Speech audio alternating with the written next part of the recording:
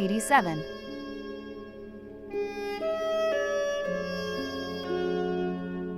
Hartog drove Dovid home. The interior of the car smelled of leather and paint. A stench that reached inside him, revolved in his stomach, conspired with red in flushes of colour. Hartog tried to speak to him when they reached the house, but Dovid could not remain. He needed to be inside, bed, cool, complete. All that had transpired could be considered soon, when sleep had drained the red from his skull. He aimed his key at the lock precisely, well done, and opened the door. The house was quiet, solitary, very well. Better than noise, better than confusion and concern. Feet must go on stairs, one by one. Each step forced some red back into his head, bubbling and puncturing the centre of his ears. But the steps were only 13. He had counted them before. And then it would be over. And then there would be a cool, blank space of rest. He paused at the top of the stairs, panting. A sound of great rushing was in his ears, and all the objects around him seemed streaked with light. The bookcase, the laundry basket, a bunch of pink and blue flowers lying incongruously on it. How odd, thought a part of his mind, separate from the rest. Flowers. Nonetheless, the house was quiet, and his bed was near, promising white space and blankness. All this could be considered later. He closed his eyes, resting his hand on the small table next to the stairs. He need not open them again. He had walked these steps many times before with his eyes closed to keep the brightness in. From here it was 4 steps to the bedroom door, 5 steps to the bed, and then nothing. Nothing more was necessary. He took a step. Red danced behind his eyelids. Another step, quiet, not to disturb any element of his skull. But the house was not quiet. It seemed to laugh and rustle. Was it the house? The bedroom? The red within him? Very hard to know. Another step. He was almost sure that the sigh, the light sound of movement, was not part of the red, but to ascertain this would mean the opening of eyes, and all he could possibly achieve was bed. He took the final step and opened the door. The brightness at first, such that he imagined the sun must be standing at the window, opening its mouth at the room. He wanted to open his eyes. He wanted to close them more, double or triple close them, because once was not enough to keep this out. He could hear the light in his ears, and it sounded like sharp, painful music, beautiful and terrible altogether. He opened his eyes. "Bad move," said Red. "Stupid, idiotic move. Yes," he said, "I know, but I have to see." The instant elongated. Red was breaking through, surging upwards, crushing over his head and down his body, boiling him alive. It was fine. He saw what he needed to see. In the bed there was not perfect blankness and whiteness. There was his wife, and there was her lover. Esty had wrapped a sheet around herself, but imperfectly. One tender pink nipple was bare, and her hair was let down around her shoulders. Ronnet had a face of fear, and he wanted to say, it's all right, but he only had 2 or 3 words at best, and he wanted to keep them, emergency rations, because he could see Esty, and she was not 1, but 2. He thought, and the thought amused him, then I have lost her already. But still, all this can be is pain. She said, "Dovid?" "Yes," he said. "I know." It's funny. Some element of Dovid chattered how this headache is not ending at all. I thought that it was spent, that it had produced all the fire it could, but it had simply become more cunning, better concealed. I shall have to remember. The knowledge will be useful for the future. The flame spread quickly across his face, down his neck, into his chest, his arms, the small of his back. When his hips and the backs of his legs began to burn, he dropped to his knees and knew nothing more. Scott's wife, Cheryl, is a doctor. I never really thought much about her, it must be said, but I picked up that much from the odd snippets he'd drop into conversations. It's funny. Before Scott, I always imagined the wives of men who have affairs would be mousy little things, stay-at-home mums, whom the guys stay with for the sake of the kids, or because they can't bear to hurt something so defenceless. But no, Scott's wife is an epidemiologist. While he's at the office slaying another corporate dragon, she's off researching vaccination patterns or delivering a paper on, I don't know, why it's important to use a handkerchief or something. They're a power couple. They look it in the framed picture on his desk.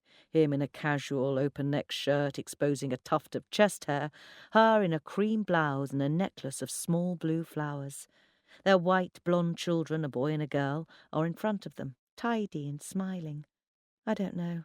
He can be so dirty, so vulgar and crude and funny when we're together. But there he is, looking like the all-American dream. He said to me once, "Marriage is an enigma. You barely understand it when you're in it, and no one on earth can understand it from the outside." He was pretty drunk. I said, "What about us? Aren't we an enigma too?" Sure, but you make me happy. You know? We have fun. But she is my wife. That's a sacred thing. Do you see what I'm saying?" I kind of did see what he was saying. Of course, I was pretty drunk too.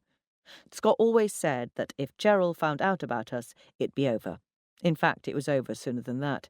She asked a couple of awkward questions, didn't take his usual answers. She started demanding to know where he'd been, with whom. Just that. He was so apologetic, I remember. That was what annoyed me.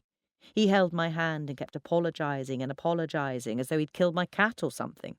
As he kept on, I got more and more angry. I just wanted him to be quiet. He'd never promised me anything. I'd never promised him anything. There was no need to apologise. That night, I did a thing I'd never done before. It was about 7 p.m. I knew he'd still be in the office, but Cheryl would be home with the kids. I called his house. She answered the phone after a few rings. She said, "Hello? Hello?" I sat in silence for a few seconds. There was a kind of potential in those seconds, like when you're doing 90 down the fast lane of a motorway, really smooth and easy, flying past all the traffic, and it suddenly occurs to you that if you just flicked your wrist a couple of inches to the right, you'd die. Just like that. I listened to the silence like I was watching the speedometer push upward. 93, 94, 95... And then I put the phone down. I wanted Esty to call an ambulance. As soon as Dovid collapsed, I reached for the bedroom phone. She pulled it out of my hands, wrapping her arms around it and clasping it to her chest. She spoke softly. No, this has happened before. Sometimes when it's really bad." She petered out, then looked directly at me. "It's happened before. We just wait. It'll pass. He wouldn't want us to make any fuss." I looked down at Dovid, crumpled awkwardly on the bedroom floor, one leg painfully folded underneath him. His face was blue-white. His lips were grey. From the bed, I couldn't even see if he was breathing. I looked back at Esty, clasping the telephone. "What are you talking about?" "It's happened before. It's a private thing. No need for doctors." Her eyes were large, her hair straggly around her shoulders. The skin of her stomach was rippled, folded over itself. My eyes were opened, and I saw that we were naked. I said, "We should put some clothes on. I'll help you get him into bed." We dressed in silence, not looking at each other. I couldn't find my tights, but I didn't feel like scouting around under the bed for them. A present for them to find another day. We lifted Dovid into bed. He looked more peaceful there. He was breathing, after all, and looked a little less grey-faced. I suppose it was for the best we didn't go to a hospital, really. How would I have explained my presence? You his sister? Well, no, I'm his wife's lover. Do you think if I stick around long enough I can finish him off? Esty said, "He'll be like this for hours. He might wake up in the evening, maybe tomorrow morning." She looked at me. I looked at her. She looked down at her watch. She said, "I have to go to school. They're expecting me." And she left. I sat in the lounge. I wanted to go to my father's house to make another attack on it, to find my mother's candlesticks and leave. But I couldn't. The clock on the mantelpiece ticked. I wanted to go and sit in Dr. Feingold's nice, safe office and tell her all about everything that had happened over the past few weeks. But I couldn't. I looked around the room. There was nothing to look at except the photograph of Esty and Dovid on their wedding day. I thought about Cheryl, Scott's wife, and about how it always seems to work out this way with me. I wanted to take back everything that I'd ever done, to start again from the moment of birth, and see if I could make a better job of it next time. I couldn't do that either. I fidgeted. I was supposed to go back to New York soon. Maybe I could change my ticket, go this afternoon, tomorrow morning. The thought seemed utterly marvellous to me. Even the idea of how happy it'd make Hartog didn't unduly distress me. Wonderful. This time tomorrow I could be back in my own apartment, in my own life. All I had to do was let Esty know what I was doing. I pulled on my running shoes and marched over to the Sarah Rivka Hartog Memorial Day School. The school wasn't exactly as I remembered it. It had crept from the 2 large houses it used to occupy into a third, another complicated network of staircases linking the new building in. The entrance was in a slightly different location. They'd done some building work at the back. Still, it was pretty much the same. I buzzed the intercom, told them I was here to see Esty Cooperman, and they let me in. Oh, yes, security as excellent as ever, then. I looked around the hallway. Strange architecture. 2 front doors next to each other, separated by only a stub of wall, 2 arching hallways mirroring one another, 2 staircases heading away from each other. The insides of 2 suburban houses twisted and made strange. Displays of work on the history of Israel, a maths project, some pieces of art, all mounted on coloured craft paper curling at the edges. The place still smelled the same too, chalk and sweat and copy decks and old gym shoes. I couldn't very well go and see Esty in her classroom. God only knew what all those schoolgirls would make of me just turning up, but she'd probably come back to the staff room between classes. I wondered if everything was still where it used to be. Staff room, basement in the left-hand house. I headed down the left-hand stairs. I actually paused in front of the staff room door before knocking. I raised my hand to knock and then just held it there in mid-air, looking at the notice which said, "Girls must not knock during break time except for the last 10 minutes. Feeling intimidated by it, I held there for a few seconds, looking, thinking. And I knocked. The door was opened by a rather pretty red-headed girl in her early 20s. Were the teachers at the school always this young? She looked suspicious, glancing down at my definitely non-regulation skirt and still bare legs, but her face cleared when I mentioned Esty's name. Of course I must come in and wait. She held the door wide for me, smiling. The staff room was empty. A few battered armchairs, some lockers, and 3 desks held all the mystique that was to be found here. I sat down and put my feet up on the small table in the centre of the room. She offered me a coffee, and I accepted gratefully. As she pottered with mugs, kettle, and teaspoon, she said, "I'm Tally, by the way. Tally Schnitzler. I teach geography. And you?" "I'm Ronit," I said. "Ronit Krushka. I'm, well, I guess Esty's cousin-in-law." There wasn't exactly a crash of broken mugs or a sudden gasp, but there was a definite pause in the proceedings. This Schnitzler turned her head around to look at me. "Ronit Krushka? Are you the Rav's daughter?" I nodded. She wished me a long life. I thanked her. She continued to look at me for a little too long, then turned back to the coffee-making. She attempted a smile as she handed me my mug. "Esty will be back soon, I'm sure. I have to go now." Schnitzler gathered her books and made her escape.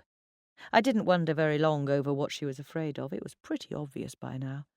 There could no longer be any concealment of anything, not even from myself. I wonder now if everyone knew when we were in school. In a way, I can't see how they can have missed it, and in a way, I can't imagine that they would have suspected and done nothing. But we lit each other up, those few school hydrangea years. We spent our breaks together in the playground, chasing each other or talking or climbing things. We studied together after school. We were at each other's houses for Shabbat and on Sundays. I suppose a lot of schoolgirls have friendships like that. It was good. I can't deny it. At the time, it was good. We had a plan for a while, the 3 of us. Esty and I would go to seminary in Manchester, and Dovid would be there soon as well, back from yeshiva in Israel. And then the three of us would be together. And then, I don't think we'd quite decided. Being together in the same city, away from my home, seemed enough. I suppose even then I was swallowing something down, denying something. There was still a piece of tree bark in the skin under my elbow, after all.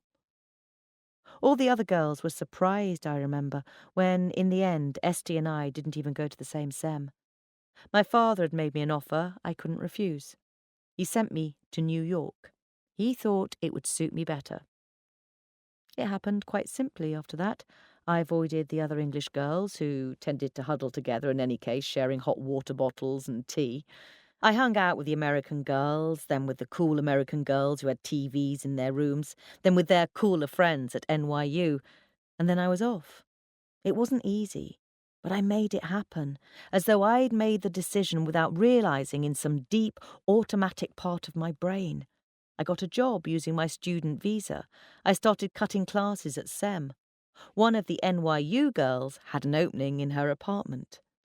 I remember the feeling of putting down the deposit on that cramped little bedroom and moving my things in. It was a great, glorious open feeling, like I'd just unsealed my lungs for the first time and had realized that there was air to breathe.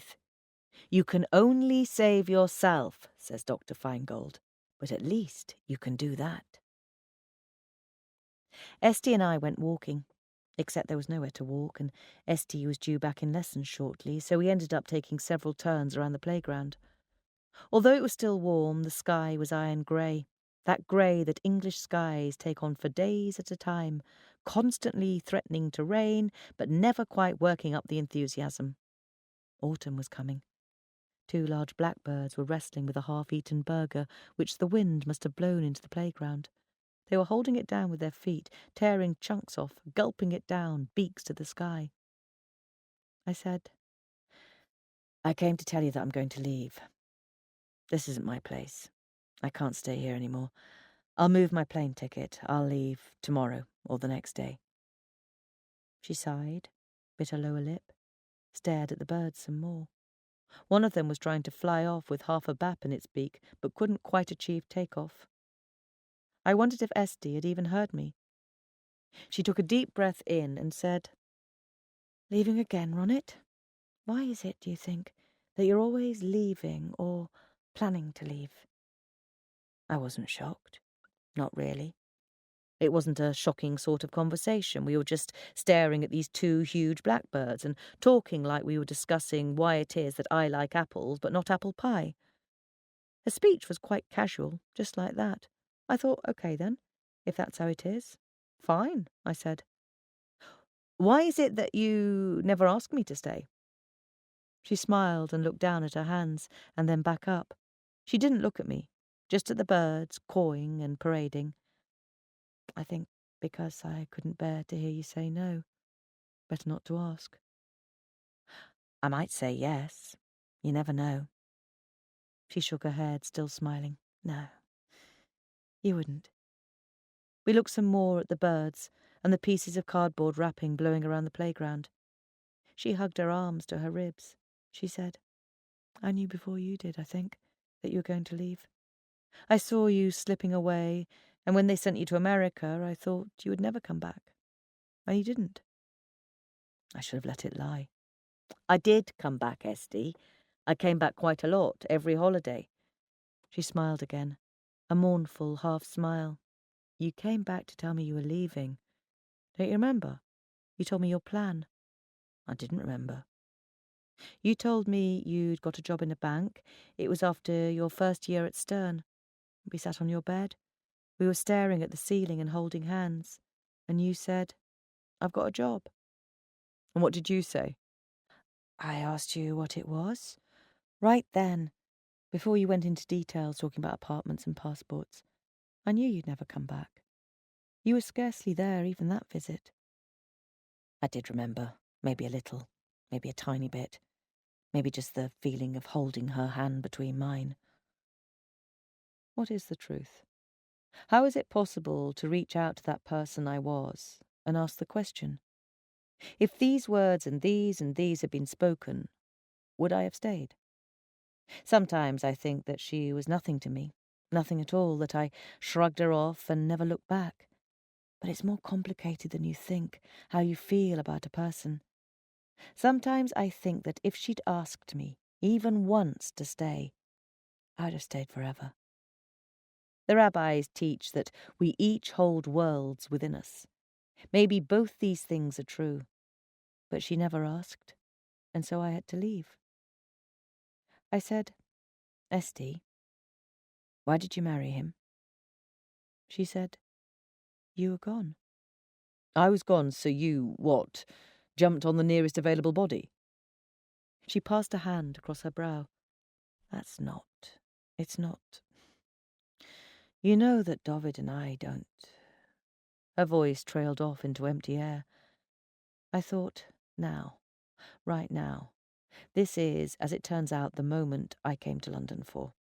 I said, "Esty, you fancy girls, don't you?" She nodded. "And you don't fancy men, do you?" She shook her head. "And you're married to a man, aren't you?" She nodded again. I spread my hands wide. "Well, now, Esty, doesn't there seem to be something wrong with this picture to you?" She sighed. I waited. Her skin was even whiter than usual, I noticed, and creased under the eyes at the corners of her mouth. At last, she said, "Do you remember? Tomorrow is the new moon. The story of David and Jonathan." I nodded. "And do you remember how much David loved Jonathan? He loved him with a love surpassing the love of women. Do you remember?" "Yes, I remember. David loved Jonathan. Jonathan died in battle. David was miserable. The end." "No, not the end. The beginning. David had to go on living. He had no choice. Do you remember whom he married?" I had to think about that one. It's been a good few years since I last learned Torah. I sifted around the facts in my brain and eventually came up with it. He married Michal. They weren't very happy. Didn't she insult him in public or something? And who was Michal? It clicked. I understood. Michal was Jonathan's sister. The man he loved with all his heart died, and he married his sister. I thought about that for a moment, taking it in. I wondered whether Michal and Jonathan had looked anything like each other. I thought about King David and his grief, his need for someone like Jonathan, near to Jonathan.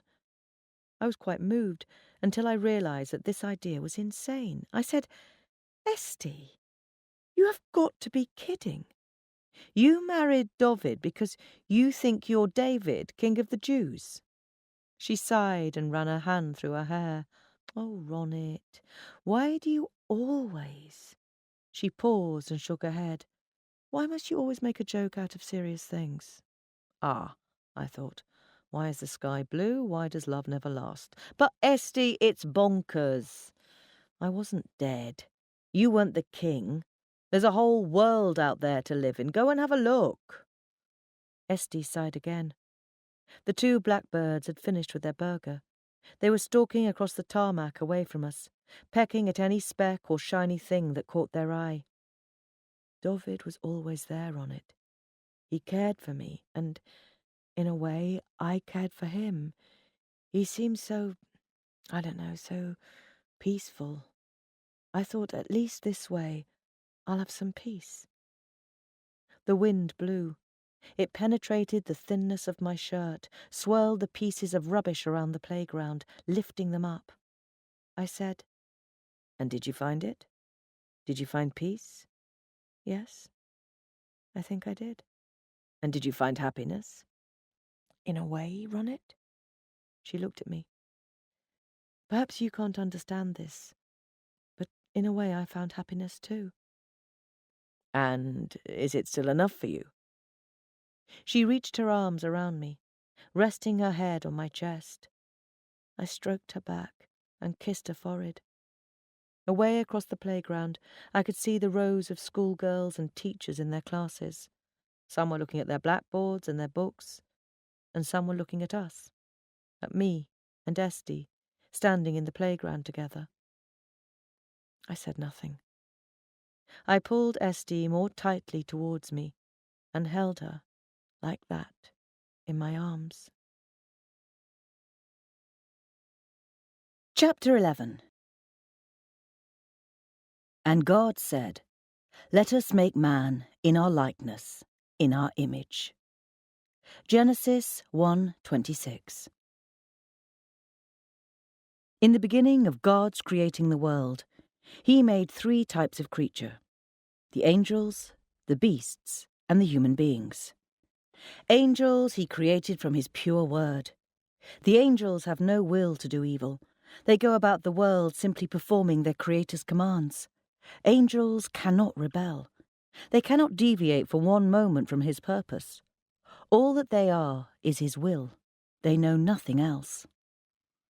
Beasts, in a similar fashion, have only their instinct to guide them. Does a lion do wrong when he devours the shivering lamb? By no means. He, too, is following the commands of his Maker, which he knows in the form of his own desires. The Torah tells us that God spent almost all of the 6 days of creation fashioning these creatures and their dwelling places.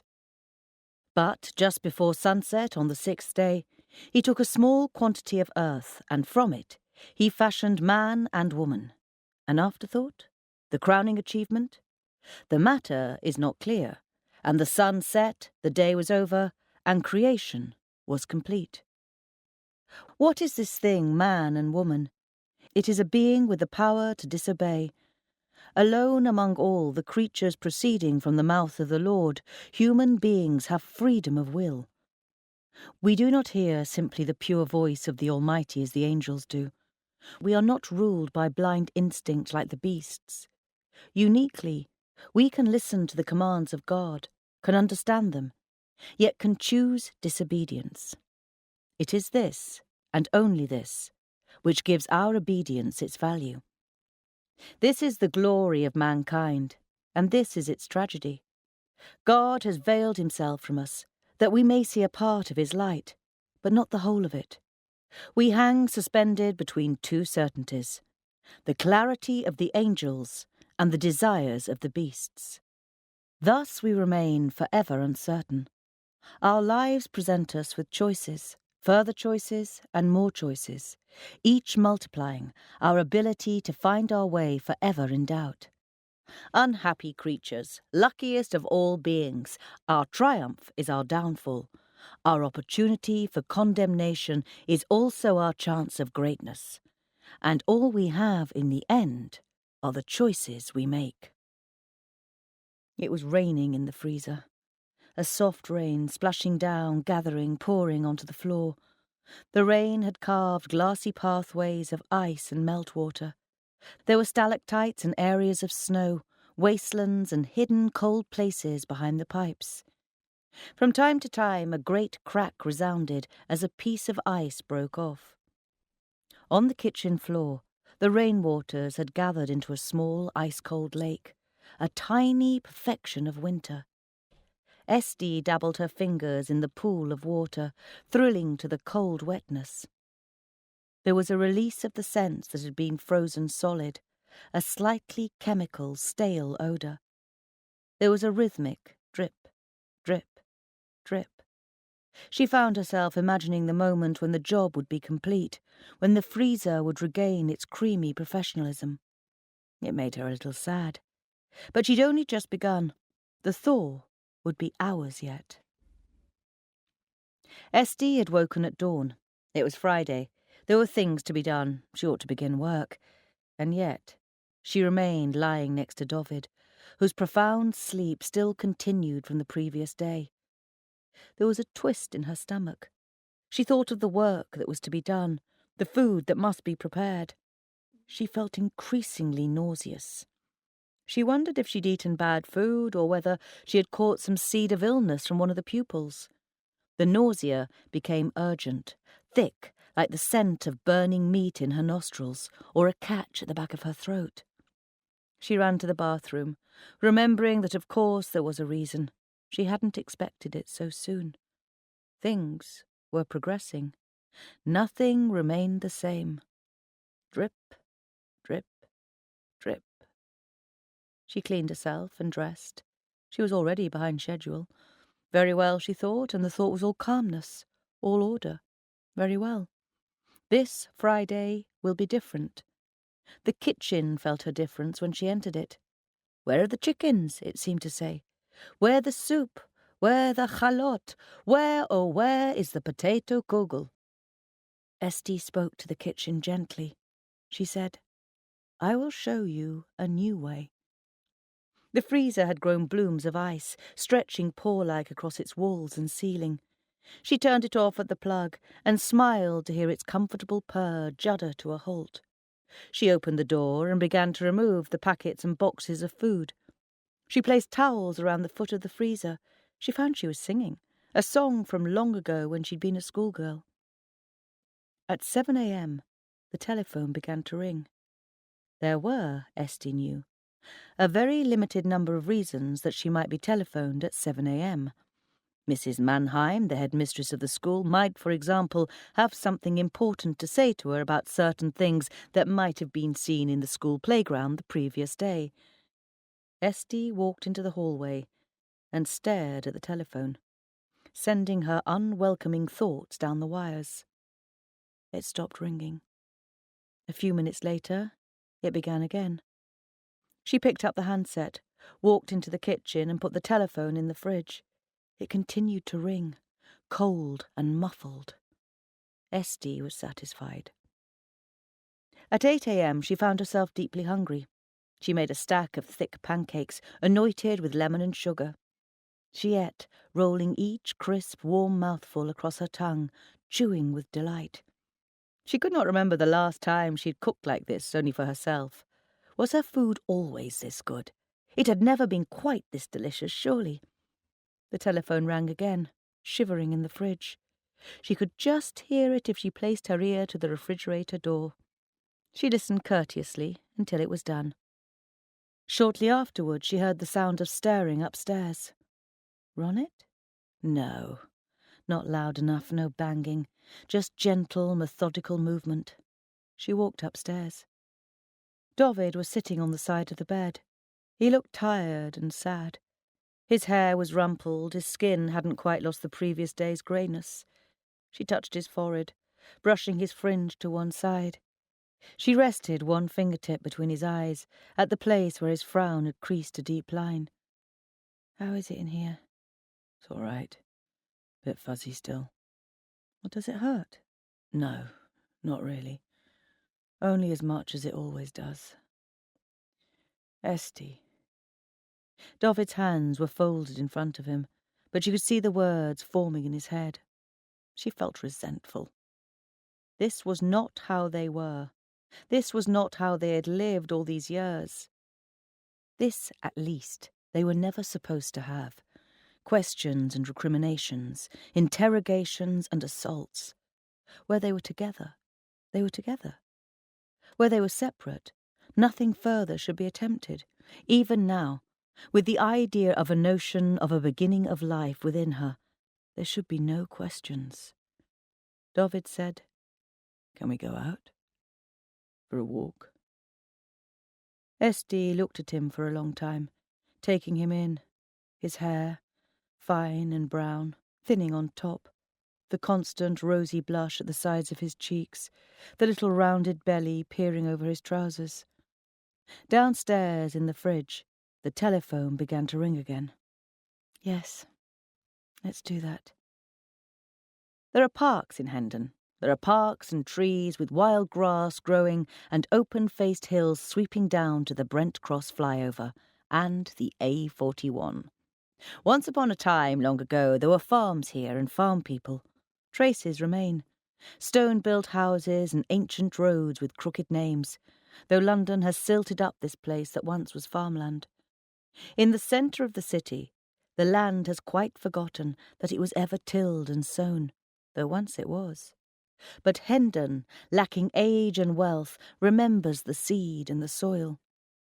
We who live in Hendon now like to imagine ourselves elsewhere. We carry our homeland on our backs, unpacking it where we find ourselves, never too thoroughly or too well, for we will have to pack it up again one day. Hendon does not exist. It is only where we are, which is the least of all ways to describe us. Nonetheless, there is a kind of beauty here, in the scratched open places and the remains of agriculture. All beauty touches the human heart, be it only small as an ant or a spider. Our ancestors, we can be sure, felt a sense of it in Poland or in Russia, in Spain and Portugal and Egypt and Syria and Babylon and Rome. Why should we regret that we find a sort of kindness in the tamed land of Hendon? It is not our place, and we are not its people, but we have found affection here. And as King David told us, God is in all places, high and low, distant and near at hand. As surely as he is anywhere, God is in Hendon. Esti and Dovid sat on the remains of a fallen tree and looked down the hillside towards the curve of the North Circular Road. "Well?" said Dovid. "Well?" said Esti. They sat for a moment in silence. The morning was warm, the sun beginning to burn the dew from the grass. "So," said Dovid, "did you do anything interesting yesterday?" Esti looked up at him. He was smiling, a nervous half-smile. She remembered this from a long time ago. She wrinkled her nose. "Let me think. No, I can't think of... Oh, wait. I finished all the washing up." Dovid nodded. "Right. How about you?" Dovid glanced up at the tree, bending its branches over them, and at the sky beyond that, an uncertain blue turning to white. "Apart from the shulboard, no, not much. Boring day, really. I had a bit of a headache." Esti nodded. Without analysis, she rested her head on his shoulder. He put his arm around her waist. It was solid and warm. They looked out over the hillside, down towards the children's playground, the disused tennis courts and the rushing tides of the North Circular.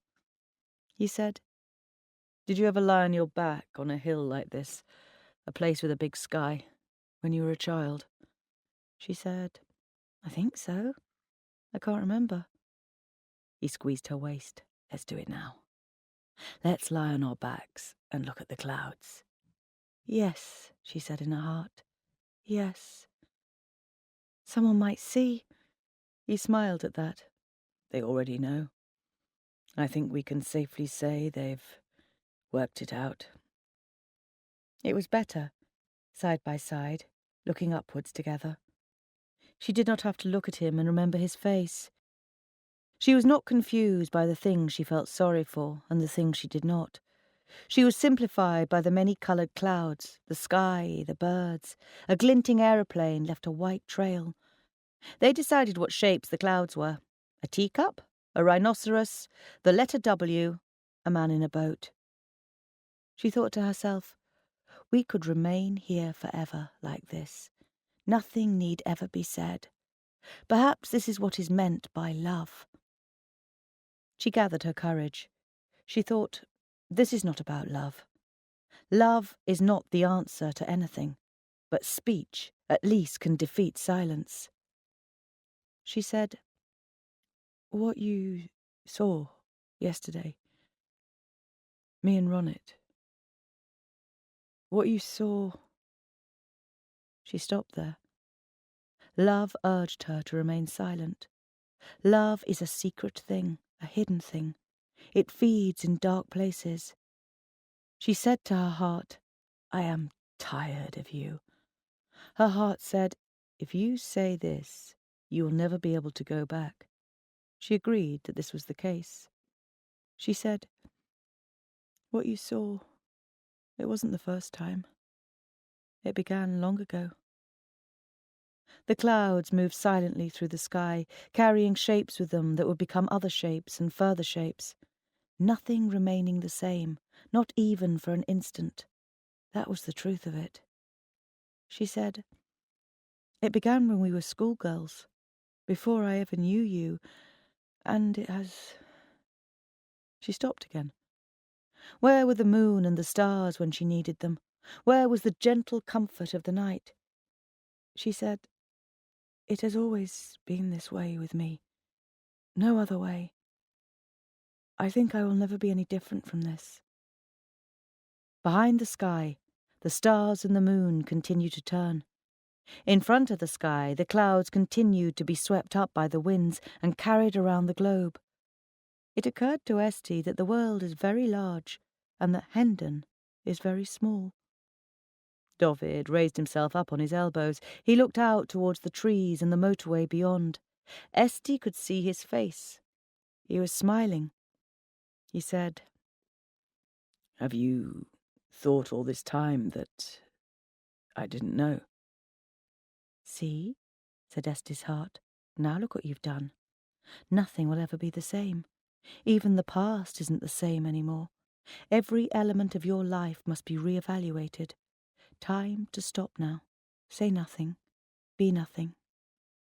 She said, "Since when?" He said, "Since before we were married, I think. In a way. Not completely." She said, "Then why?" He said, I didn't want you to shrink like this. I thought I could keep you safe. I was wrong. I'm sorry." He leaned back and looked at the sky. "If you want to go, I won't try to stop you." "If I want to go with Ronit?" "Yes, or not. If you want to go, away." "Do you want me to go?" Dovid thought, this is only pain. All that this can possibly be is pain. It cannot do anything significant. He said, "I don't want you to stay if you want to go." She thought of how that might work. She would go away, carrying the baby inside her like a present to be unwrapped elsewhere. She would live in some other contrary fashion. She would be free to do as she pleased. She might become another sort of person entirely, make friends with a one-legged ex-fireman, set up her own pie-making business, cut off her hair and take up her skirt, draw and paint and learn the bassoon, take a lover to whom she might feed ripe strawberries and climb to the top of a tree in midwinter to gaze at the moon. She saw her life in that moment as a sort of fabric laid out before her to be cut and shaped to her desire. She might choose something else. She might write her own story, for this too is a life which exists. She laced her fingers into his. She said, "Have you been happy, Dovid? Have I made you a bit happy?" There was a long pause. She watched the clouds drift by, white, yellow, pink, grey. At last he said, "Yes." Her heart said, "Silence. Silence is best. Say nothing now. Consider. Reflect." She said, "I'm pregnant. We are pregnant." They walked together back through Hendon towards the house. Hendon was busying itself for Friday. In the butcher's shop, the baker's, the greengrocer's, the delicatessen, people noticed them walking. Esty thought, let them notice. That is for them to decide, not me. The thought made her smile. It was a new thought, not Dovid's, not Ronit's. It did not belong to the silence which is appropriate to women. She held it tenderly in her mind. She felt there would be many more such thoughts to follow, a new way of thinking, not dominated by silence. At home, Ronit was waiting for them, all awkwardness.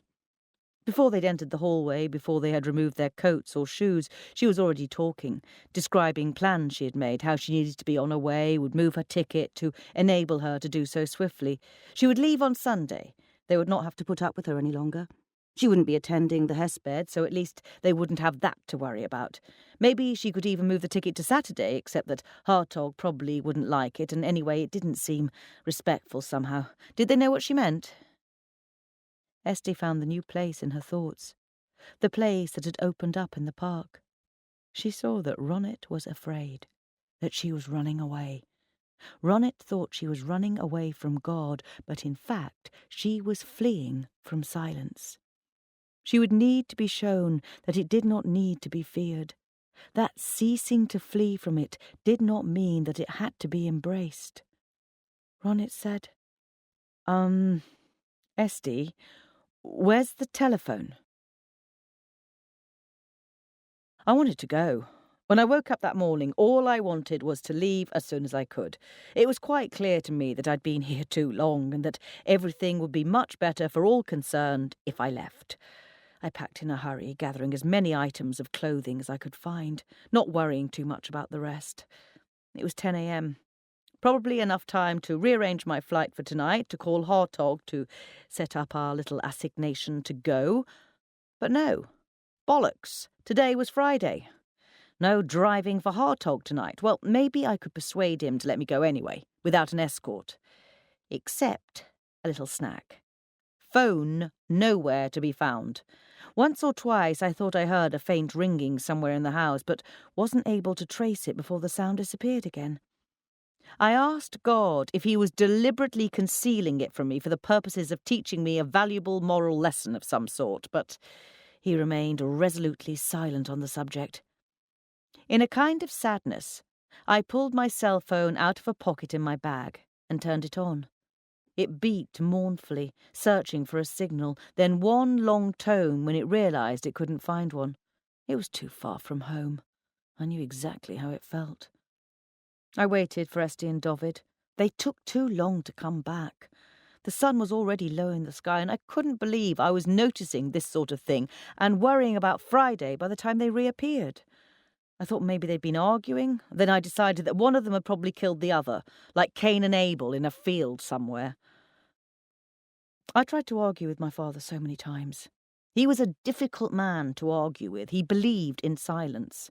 It doesn't make for rip-roaring, gut-busting, passionate debate trying to argue with someone who believes in silence. I could shout my lungs hollow at him and he wouldn't respond.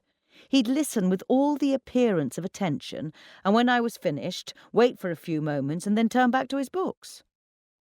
Dr. Feingold reminds me of him, just a little, in the velvety softness of her silence, in the pause after I finished speaking. When he did speak, it was in allegory and metaphor. When I was 17, the year before I left home forever, he found out that I'd been eating in a bakery which he didn't approve of. It wasn't a non-kosher bakery, God forbid. There was no ham or bacon or cheese mixed with chicken or beef with butter. It had a certificate on its wall to prove that a rabbi had been in there to watch the food being prepared. But it wasn't one of our bakeries, not supervised by rabbis we trusted. For a small people, we do seem to enjoy subdividing. In any case, the news found its way to my father's ears that I had bought an egg sandwich from this bakery, and when I got home from school, he beckoned me into his study. He said, "They tell me you've eaten from Straight's Bakery." A hollow sensation in my stomach, a sudden dip and swoop. "Don't you know that we don't eat from there?" Yes, I knew. He looked at me, just looked. He said, "I'm disappointed in you. You know better than this." And there was a throbbing in my head, a kind of pressure from the inside, and I found that I was shouting. I can't remember everything I said. I know it wasn't all about egg sandwiches. I remember that I said, "It's no wonder that I hate you so much because you never listen." I remember that I said, "I wish I were dead, like my mother." He said nothing. He listened, and when I'd finished shouting, he turned back to his work.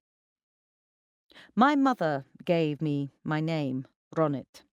It's not a usual name for where I come from, not typical. I should have been called Razel or Rivka or Rayleigh, but my mother liked the name Ronit, the joyful song of angels. I think about that sometimes. I could have changed my name when I moved to New York and changed everything else, but I didn't. Ronit, a song of joy, a voice raised in delight, the name my mother gave me. They told me, those who would tell me, that my father and mother used to laugh together before she died, that they could make each other laugh in a room full of strangers with nothing more than a look. I have no way to tell.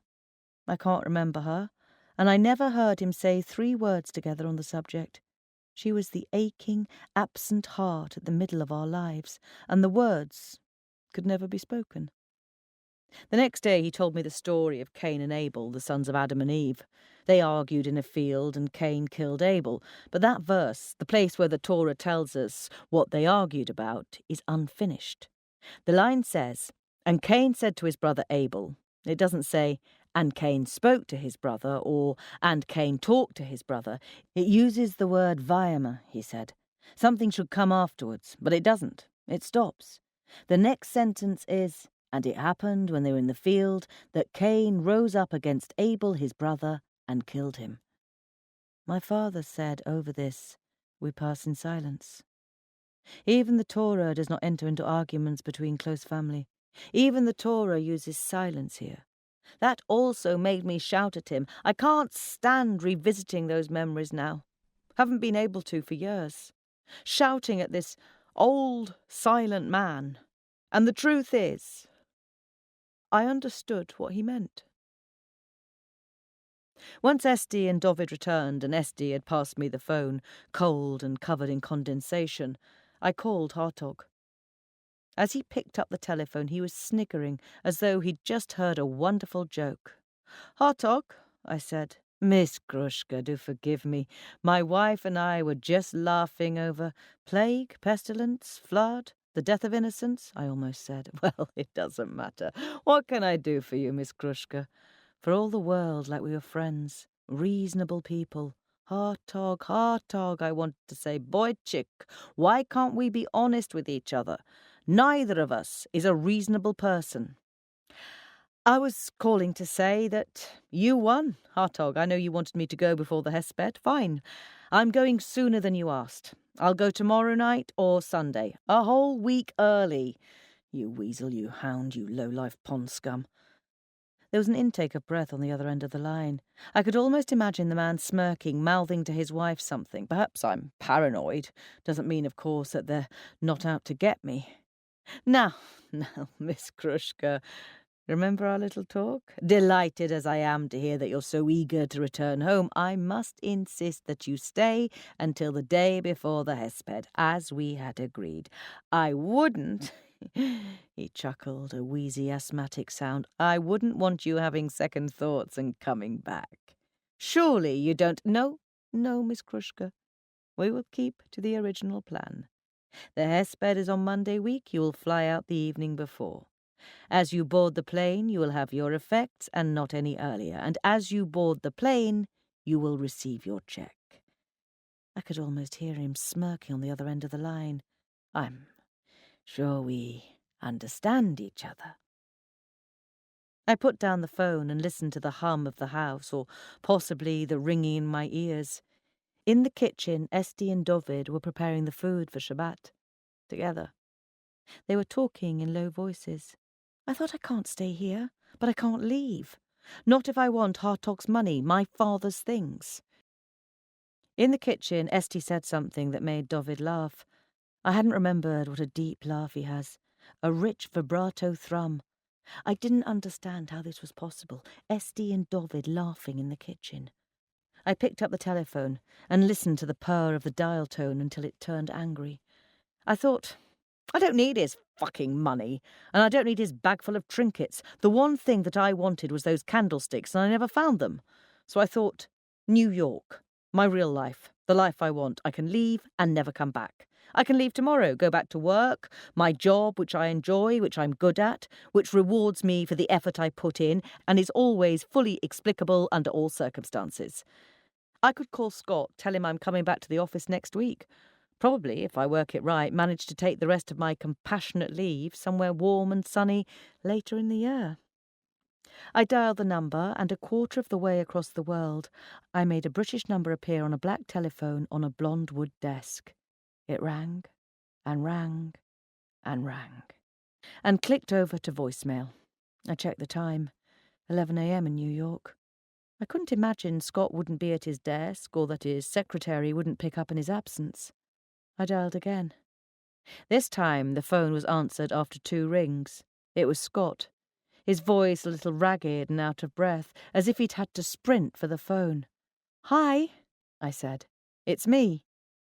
"I know," he said, and paused. And in that pause, I think I knew everything.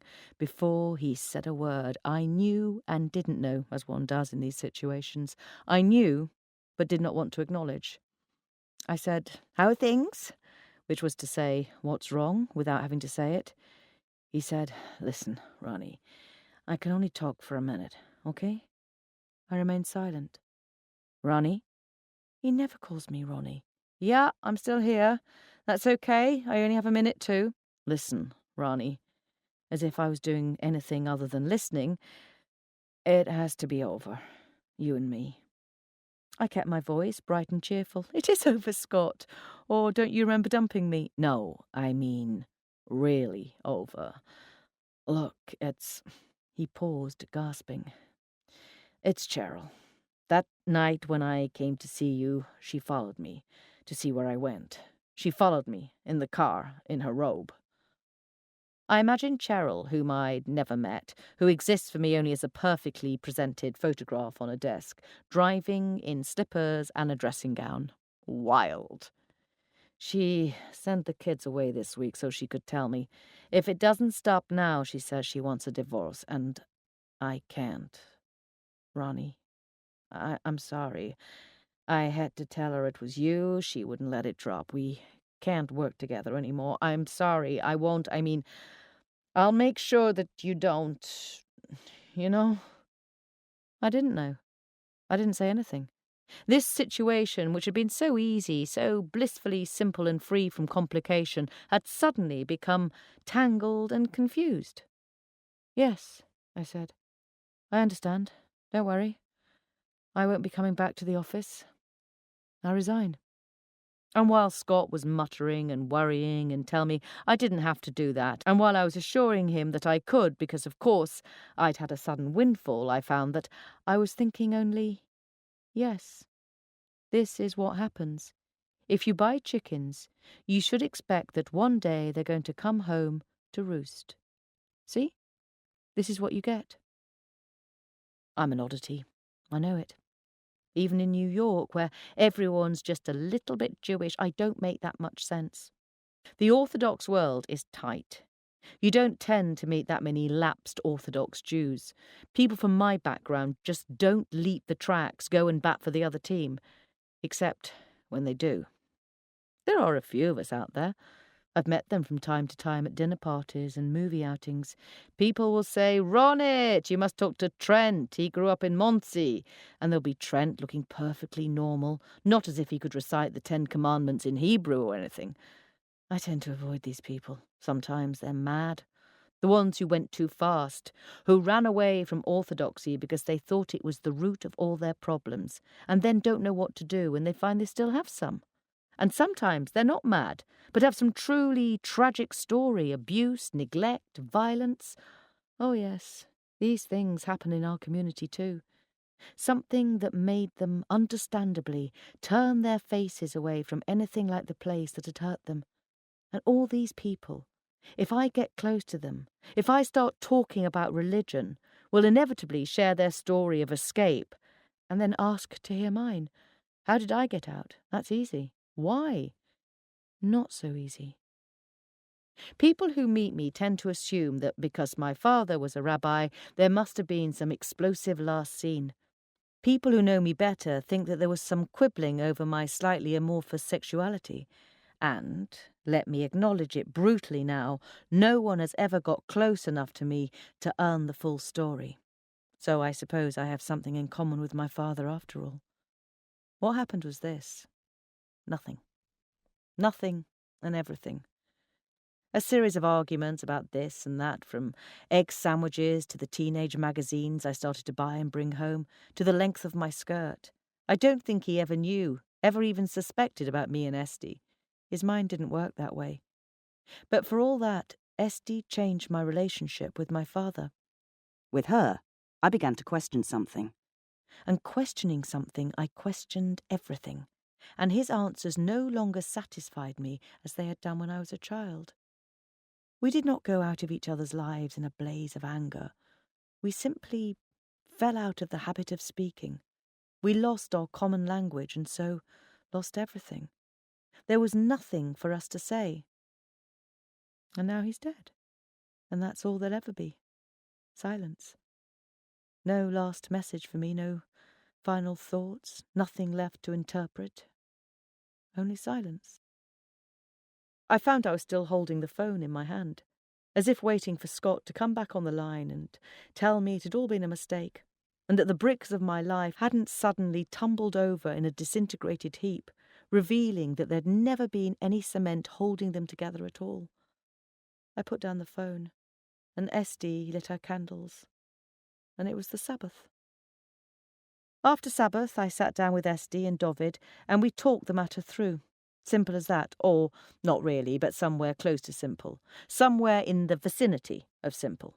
It went like this. I explained my situation. In order to leave, I'd have to stay. To get away from Scott, to have months and months of money to pay my bills, while I found another job and didn't have to face him and the unspecified domestic unhappiness I'd been a part of. I'd have to take Hartog's cheque and do what he asked. They nodded and tutted and told me that of course I was welcome as long as I needed to stay. Then there was a long pause of me staring at the floor and them looking at me. Kindly, I think. They were looking at me with compassion. I said, Esty, you should come back to New York with me. Leave, at least, but I can help you if you like. I didn't say it quite like that. I pussyfooted a bit. I hedged around the subject. It wasn't like me at all. I got there in the end. Sometimes, she said, I've thought of little else.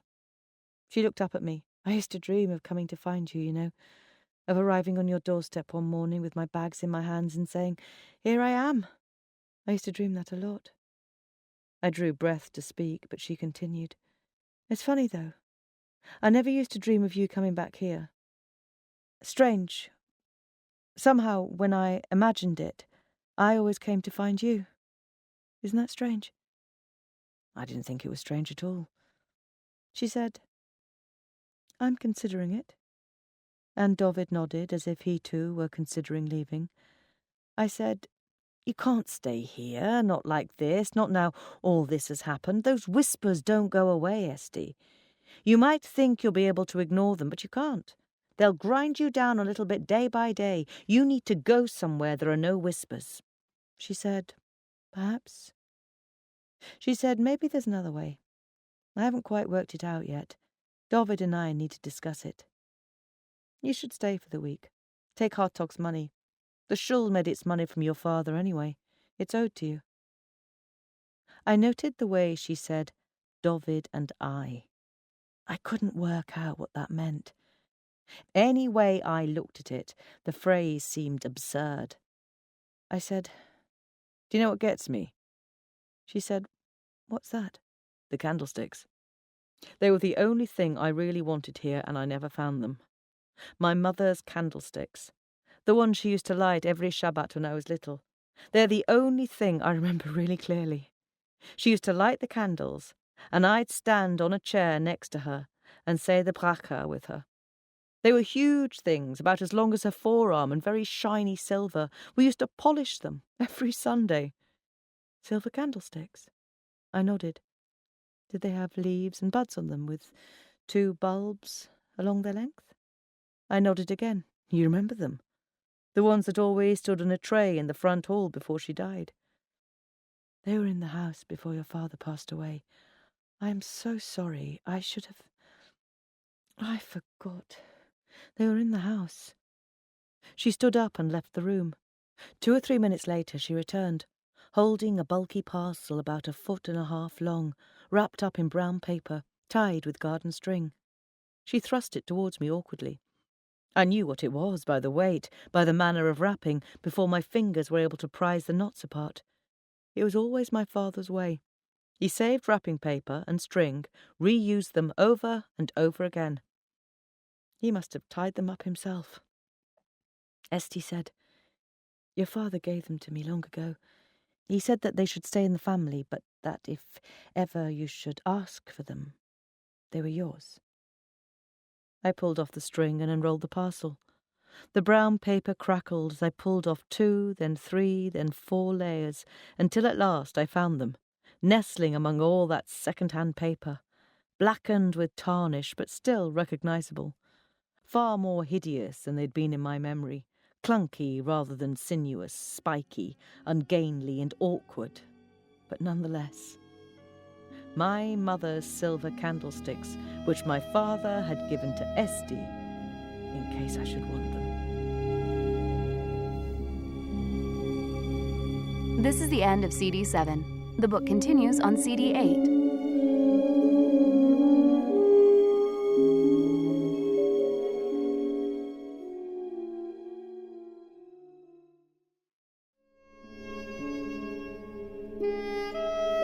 CD 8.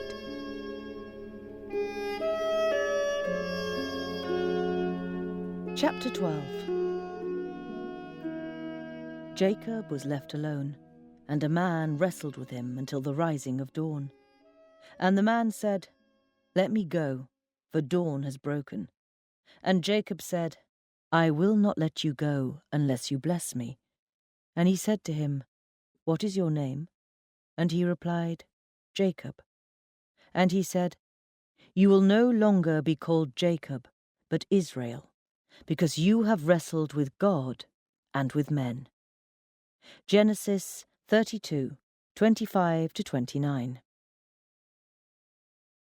The story of Jacob's battle with the angel is obscure indeed. We are not told why the angel fought with him, nor how Jacob was able to defeat a powerful messenger of the Lord. All we know is this: Jacob was given a new name, and that name is our purpose. We are bound to struggle not only with other men, but also with God until the rising of the new dawn and the end of the earth. Jacob's battle with that angel was neither the first nor the last of these struggles. Does not Abraham argue with God when he wishes to destroy Sodom and Gomorrah? Does not Moses challenge the judgment of God when he has decided to destroy the children of Israel? Not for nothing did the Lord call us stiff-necked people, a stubborn, willful, disobedient race. This is our territory. We stand at the border, engaged in constant battle. We are nothing if we do not recognize that truth. Let us not deny that God asks. Let us not doubt for a moment that he requires certain actions of us and certain refrainings from action. He requires that we do not eat certain foods, that we honour the Sabbath day to keep it holy, that we bathe ourselves if we have become impure. These are simple things. They may be difficult to undertake or understand, but they are within our capabilities, neither revolting to mind or spirit, nor harmful to the body. Let us not deny that of the many things he asks, some few may perhaps seem to us not only difficult, but also unjust, unfair, wrong. And in these moments, let us never doubt that we too have a voice within us to speak, that we too, like Abraham and Moses, may argue with the Lord. It is our right. The simple fact of our existence has brought us the space to stand before him and make our case. By 3 p.m. the ground floor of the synagogue was filled. Names and faces, whom one had only previously encountered in the pages of the Chronicle, or, according to one's custom, the Tribune, mingled freely. That freedom was, of course, rather more theoretical than actual, for although the chairs had been removed from the floor, the room was still packed far beyond its capacity. In fact, had it not been for the mechitza separating the sexes so that the men took the left-hand side of the room and the women the right, the level of crowding, with its commitment, rubbing, squashing, pushing and, let us not hesitate to say it, elbowing, would have been positively indecent. The synagogue had become a landscape of food. Along the centre of the room ran a long table, topped by another to form a T-shape. There were stacks of gleaming white plates, each separated from its neighbour by a napkin and surrounded by fanned forks. There were salads, potato, coleslaw, cucumber, carrot. There was Waldorf salad and 3-bean salad, barley salad and tabbouleh salad, Moroccan salad, Italian salad, and the ubiquitous tomato, cucumber, pepper salad. There was fish, a whole poached salmon, fried fish balls, boiled fish balls, both sweet and salty, herring, cold-fried plaice, cod and haddock, and an abstract sunset in smoked salmon, mackerel and trout. Many of the women lingered by the fish, and though their attention was fixed upon the food, once their plates had been filled, some found a moment to speak with one another upon matters synagogal and communal. Bending to reach for a gefilte fishbowl, Mrs. Berdicher remarked to Mrs. Stone that Dovid, she had heard, would speak later in the service, and Mrs. Stone responded with a brilliant white smile. The men, meanwhile, congregated nearer to the meat, and what meat there was! There were fried chicken wings and barbecued chicken wings, roast chicken legs, a huge dish of chicken schnitzels. There were slices of turkey, duck and goose. There was salt beef and roast beef, pickled beef and boiled beef, smoked beef and barbecued beef. There was liver, a dish of hearts and calf's foot jelly, trembling on a long, thin serving dish, a row of coy, hard-boiled eggs nestling within. There were meat pasties and meat pies, cut so that their solid, dark pink filling was displayed. There was bratwurst and liverwurst, salami and bologna. Starches accompanied these meats, saffron and coriander rice, almond and raisin rice, chickpea and lentil rice. There was kasha vanishkis and mushroom barley. There were fine squares of egg lokshen mingled with fried onion. Among these wonders, Mensch spoke to Horowitz and Abraham to Reigler. Was it true? Would Dovid speak? Why, yes. They had heard it from his own lips or from the lips of those who had heard it. And his wife?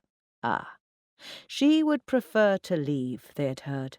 A shame, of course, a dreadful shame, but after all, if she were happier elsewhere, the community surely could not stand in her way. At the top of the table was a display of desserts.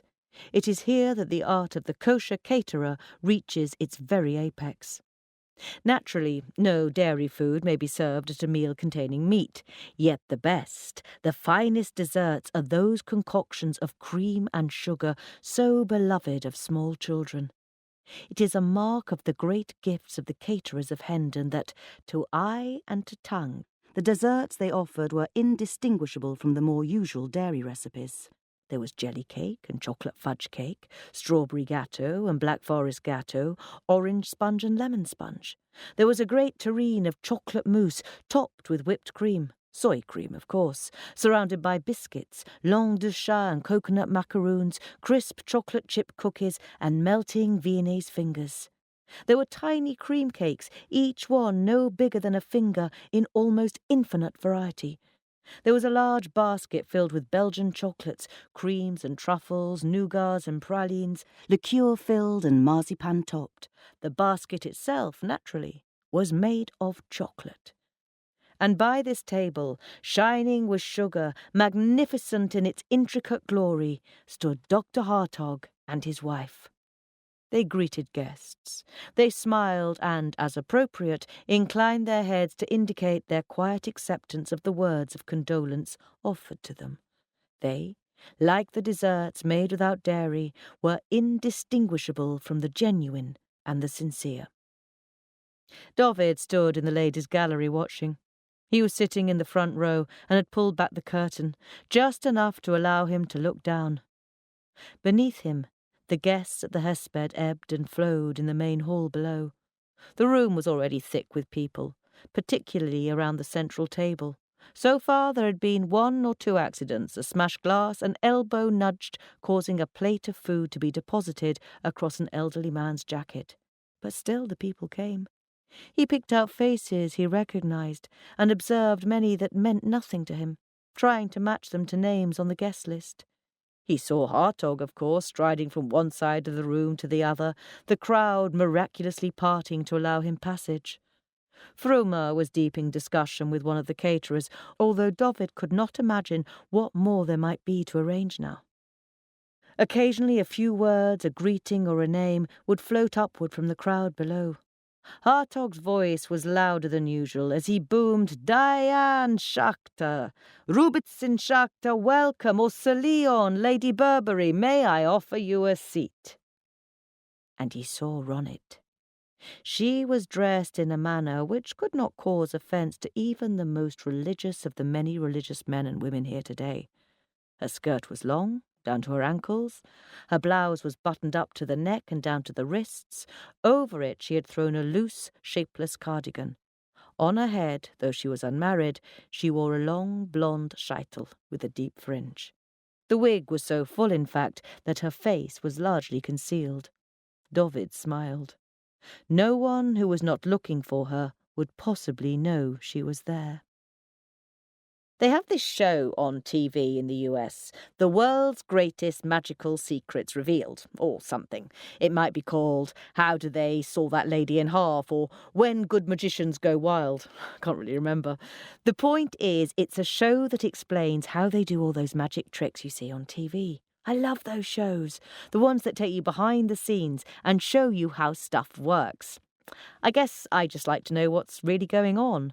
And what always amazes me about magicians, how do they do those tricks, is how simple the solutions turn out to be. I mean, you could have worked it out. It's just that you never really imagine anyone would go to that much trouble. Or to put it another way, when they tell you it's impossible for a woman to fit in that tiny space where the two boxes overlap, you just sort of believe them, rather than working it out for yourself, whether a really small woman who was prepared to be pretty uncomfortable for 15 minutes could fit there. That's the thing. If someone tells you something's impossible, mostly you just believe them. The point of all of which is, it is technically possible to check into, for example, a transatlantic flight. Check your bags, go through passport control, wave goodbye to your loved ones or loathed ones, whichever is more applicable in your particular circumstances, and nonetheless, somehow not leave when the plane does. You just have to be really motivated and not be afraid to throw a shameless, "Help, I've just discovered I'm terrified of flying, of enclosed spaces, of food served in a plastic tray, and of the very words overhead bins fit in front of 300 complete strangers." It's pretty easy, actually. So it is possible to convince, say, a slightly loathsome synagogue functionary that you're cruising at an altitude of 35,000 feet, whereas in fact you're back in Hendon, none the worse for the experience except for a slight hoarseness caused by all the screaming. Like I say, it's all a question of motivation. The room fell silent. Hartog looked around, a slightly puzzled expression on his face. Dovid smiled a little. Hartog was probably looking for him. He pulled back from the rail of the ladies' gallery, watching the man's confusion. He would go down in a moment, of course, in a few moments. He waited. Hartog summoned Kirschbaum and Levitsky from the crowd with a quick motion of his hand. There was a whispered conversation. The three men looked around the room, bewildered. There was a further brief conversation, resolved with a shrug and a sigh. Hartog stepped towards the microphone at the front of the stage. "Ladies and gentlemen," he said, "honoured guests, thank you for coming here today to celebrate the life of Rav Krushka. May his memory be blessed." One by one, the great rabbis of the country, mostly elderly men themselves, took the few steps up onto the stage and spoke. One or two spoke in Yiddish, but most in English. A few still had the accented speech of those who had spent their boyhoods in Eastern Europe. They spoke words of comfort to the congregation. They spoke the words the people needed to hear, expected to hear. They spoke of the greatness of the man, of his tireless work on behalf of his congregation, of the passing of a light from our world.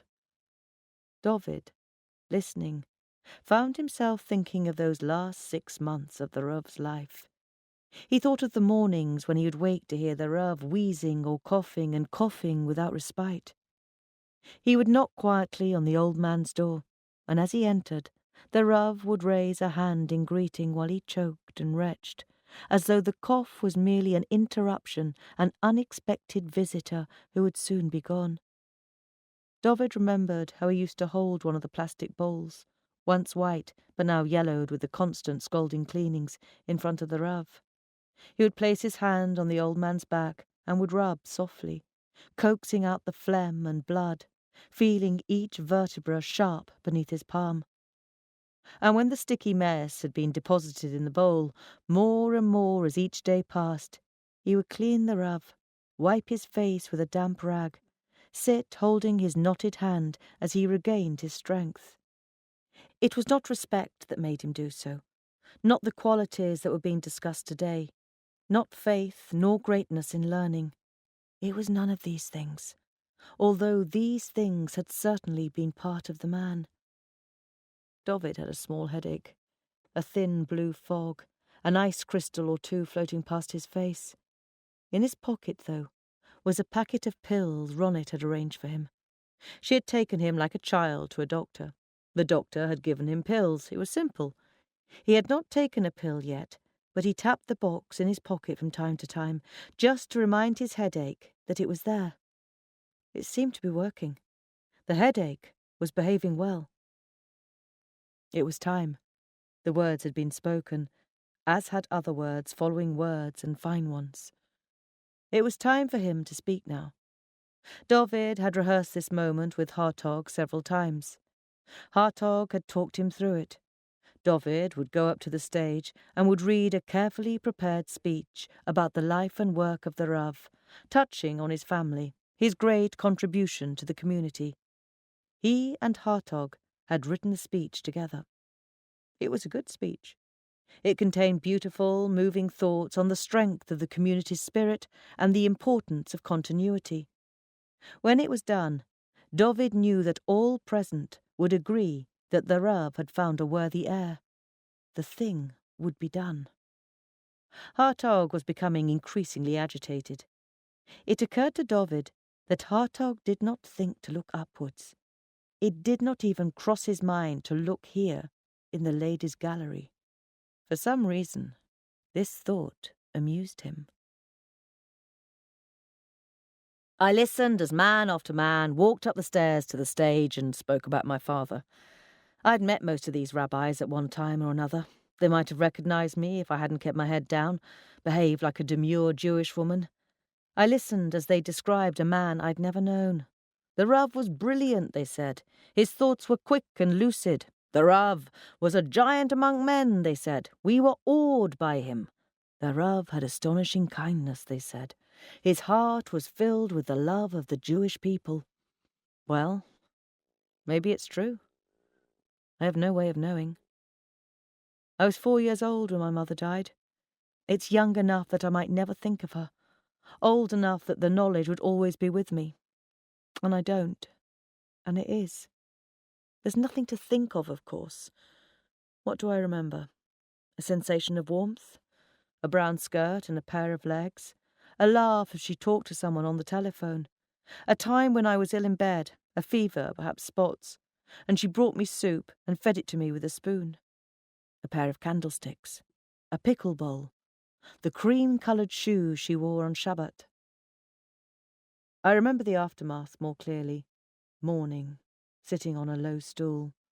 The women of Hendon showing me kindness, brushing my hair, dressing me, giving me food. And they were kind indeed, but they weren't my mother, and so nothing could help. It wasn't my father who did these things, who made the food or laid out my clothes. He had his studies. It was a succession of women. First the women of the community, and then housekeepers, one after another, as interchangeable as grains of sand or the stars of the sky. And there was never a hesped for my mother. There were no great men lined up to speak words of praise for her, no banquet to memorialize her. For a woman cannot be a rabbi, and only a rabbi can be a scholar of such note, and only a scholar of note will be honoured with a hesped. These are subtle things. We don't condone wife-beating here, or genital mutilation, or honour killings. We don't demand head-to-toe coverings or cast-down eyes, or that a woman must not go out in public unaccompanied. We are modern. We live modern lives. All we demand is that women keep to their allotted areas. A woman is private, while a man is public. The correct mode for a man is speech, while the correct mode for a woman is silence. I spent a long time proving that this isn't so. I've spent a long time insisting that no one else can tell me when to speak and when to remain silent, so much so that it's hard for me to tell when I want to be quiet. In another life, another me would have been at the hesped because I had a plan, some sort of grand caper to make Hartog suffer or to make myself more noticeable. But it wasn't that. I was there because they wanted me there. They'd asked me. They had something planned. So I stood in silence and I listened. It's this concept I've been working on. Ladies and gentlemen, we had been expecting that Rabbi David Cooperman, the Rav's nephew, would join us today to speak a few words. Unfortunately, as you know, Rabbi Cooperman has been far from well recently. It's now, thought David. If I am to do it, it's now. He pulled back the curtain. He drew a breath. The crowd was silent. He would not have to be loud, but loud enough. He said, "I'm here." Heads twisted and craned. Women nudged their neighbours. There was a sort of laughing gasp as the people saw that David was standing in the ladies' gallery. Some of the congregation wondered privately if it might not be forbidden for him to be there. The thing seemed a terrible forbidden mingling. Hartog looked at David, motioning wildly, beckoning him down to the stage. David acquiesced. He dropped the curtain in front of his face, stepped back, and walked down the stairs to the main hall to take his place on the stage. Somewhere between the ladies' gallery and the stage, though, he found a companion. For as David walked onto the stage, he was accompanied by his wife. They were holding hands. David's right hand in Estie's left. In the instant it took every eye to swivel, those linked hands were the only important feature in the room. With Estie, David stood before the microphone. "My wife," he said, "would like to say a few words." He took a pace to the side. Estie took a pace forward. Their hands remained interlinked. This was important. Had David let go? Had he stepped away from her? Had he retreated to the back of the stage? There would have been remonstrances and mutterings. The people would have asked, "What is this? And why?" They would have whispered against her. As it was, they stood together, and Estie spoke. Perhaps the simplest thing of all. "Speech," she said. 1 month ago, the Rav gave us his thoughts on the matter of speech, on its importance, on the holiness of each word that proceeds from our mouths. He told us that, with speech, we imitate God. As God created this world with speech, so too we create worlds with our words. "What world," said Estie, "have we created with our words in this past month?" The hall was utterly silent. The way to honour a man, surely, is to hearken to his words, to reflect on them, to contemplate them, to discuss and debate them. Did not our sages demonstrate their respect for one another by argument, by constantly toiling in each other's words, by point and counterpoint? This is what I would do today, to consider the words of the Rav. Estie looked down at her hand, at the place where it was interlinked with David's, then back up at the people. She took a breath and began again. "A long time ago, I had a conversation with the Rav. I was 15, and I told him—" She paused, seeming unsure how to proceed. "I told him that I had experienced improper desires."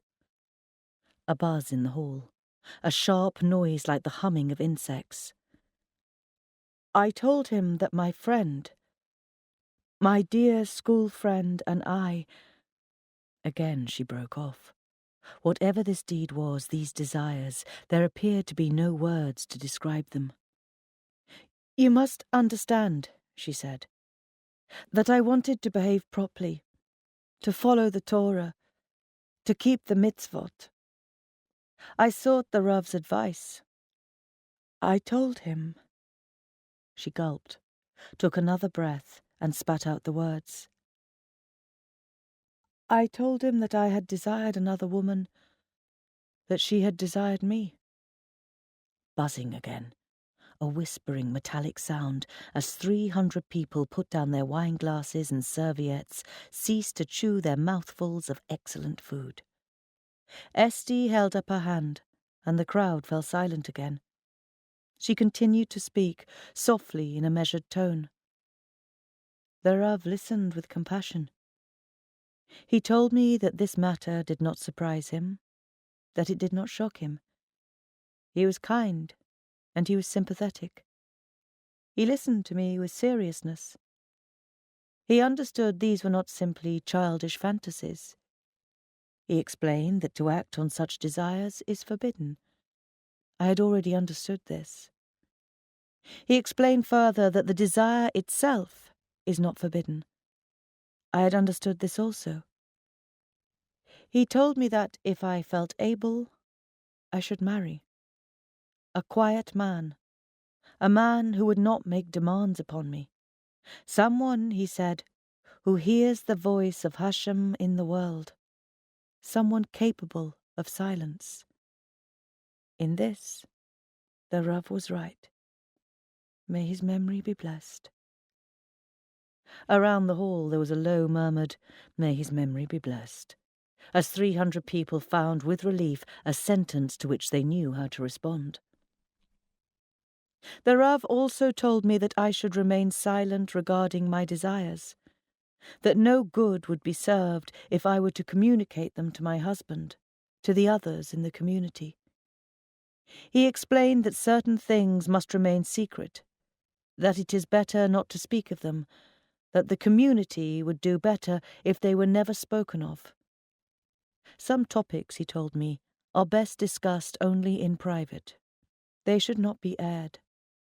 The Rav was a wise man, a good man, learned in Torah. In so many matters his understanding was deep.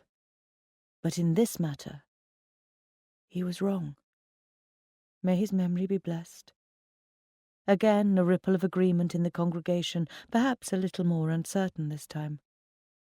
Speech, she said, it is the gift of creation. For God created the world from speech, and so our speech too is the power to create. Let us examine for a moment God's creation. He spoke, and the world came into being.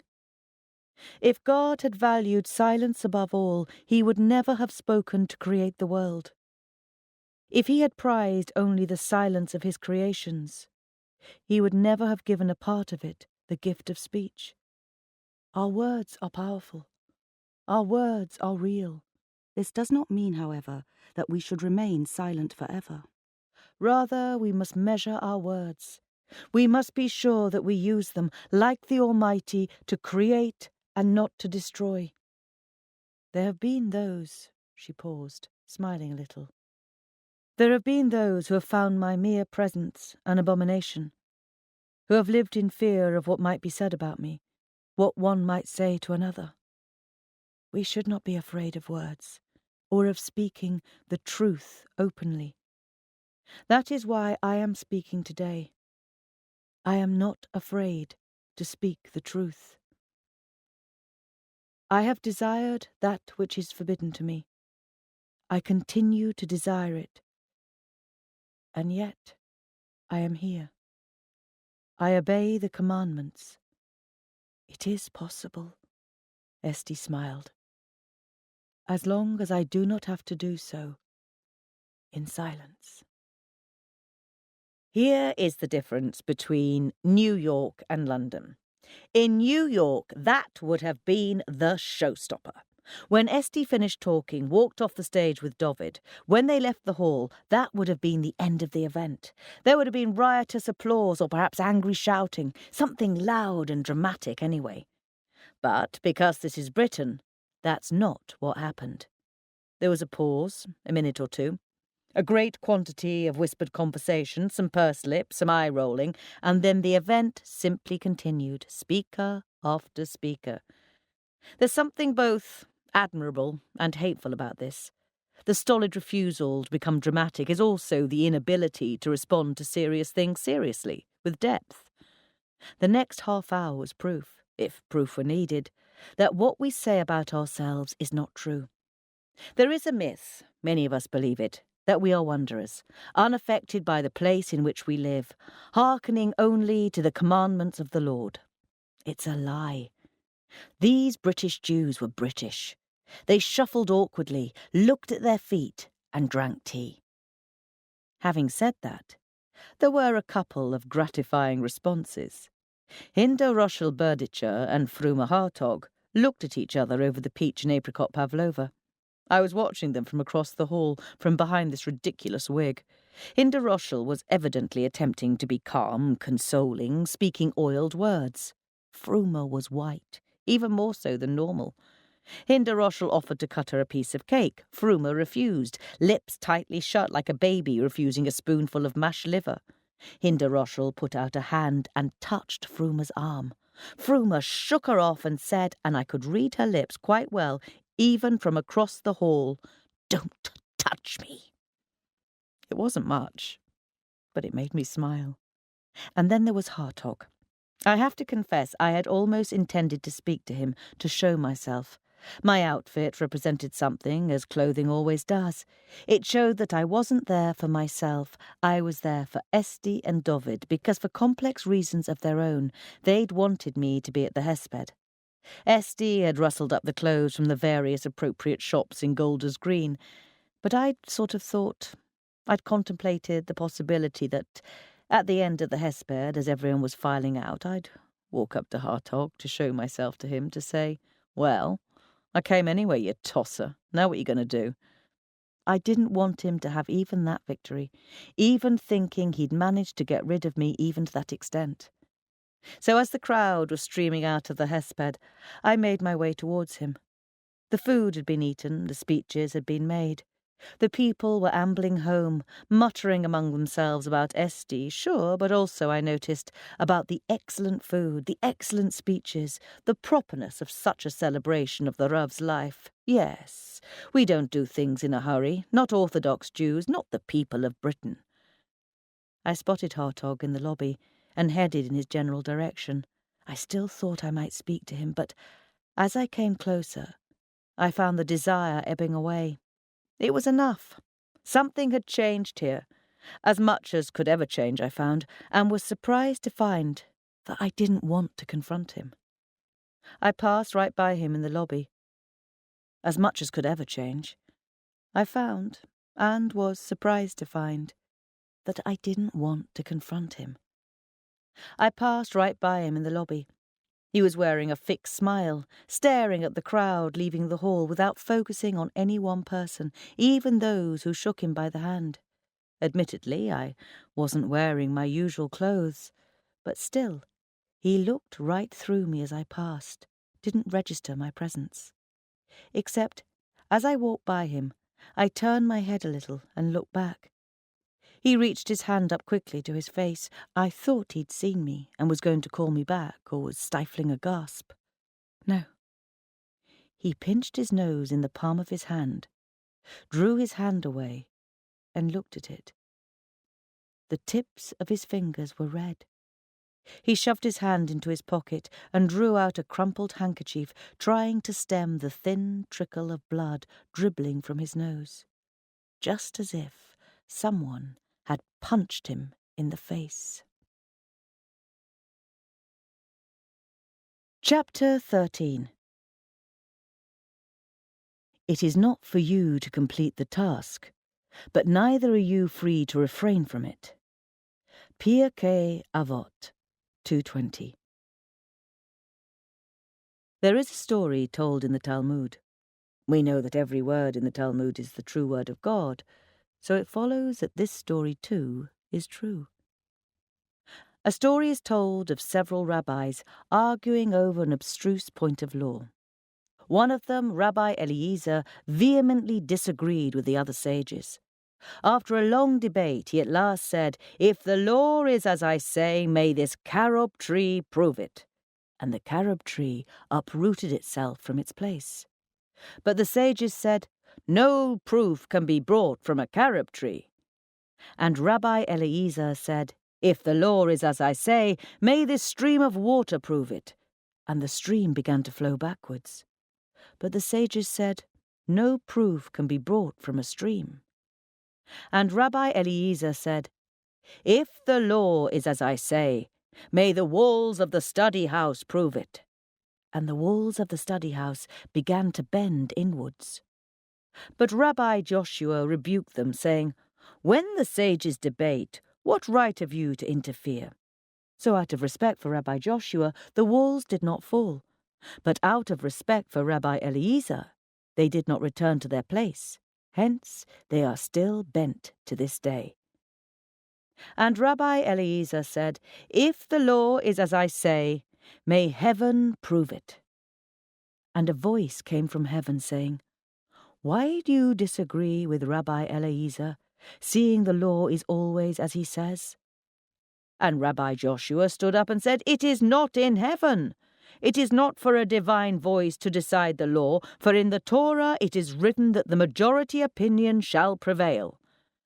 And the sages followed the majority opinion in their ruling, and not the opinion of Rabbi Eliezer. And from this we learn that we are not to look to heaven to solve the difficulties of our lives, that we are not to interpret signs and wonders to live our lives by them. We learn that there is value in making our own choices, even if God himself communicates clearly that the choices we make are wrong. We learn that we may argue with God, that we may disobey his direct commandments and yet delight him with our actions. We learn of God's compassion for us, in the end broader than we can understand. For the story does not end there. We read that later, Rabbi Nathan met the prophet Elijah in a dream, and he said to the prophet, "What did the Almighty do when Rabbi Joshua said, 'It is not in heaven'?" And Elijah replied, "At that moment, God laughed with joy, saying, 'My children have defeated me, my children have defeated me.'" God has given the world to us for a spell.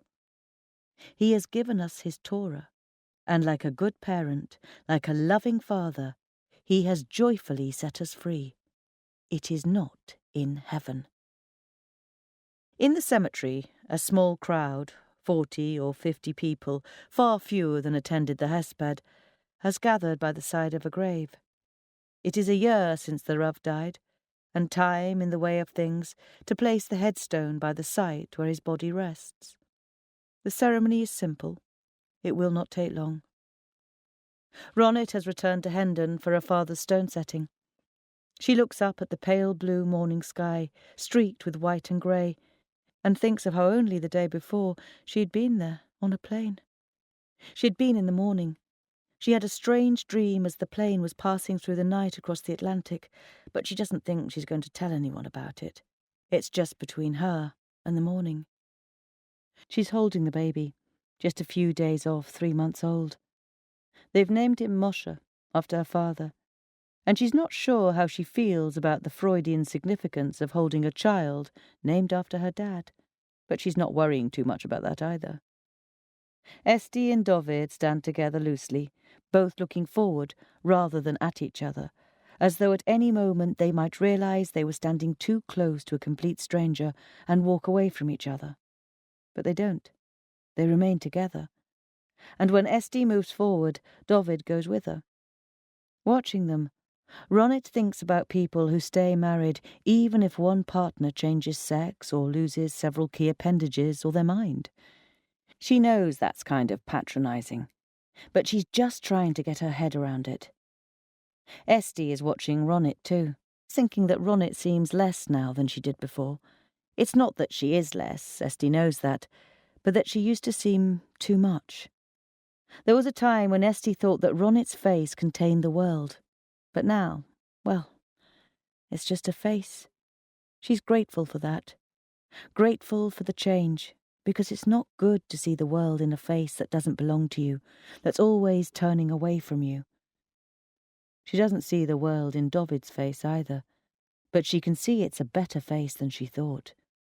He is kind, and he has a surprisingly good sense of humour.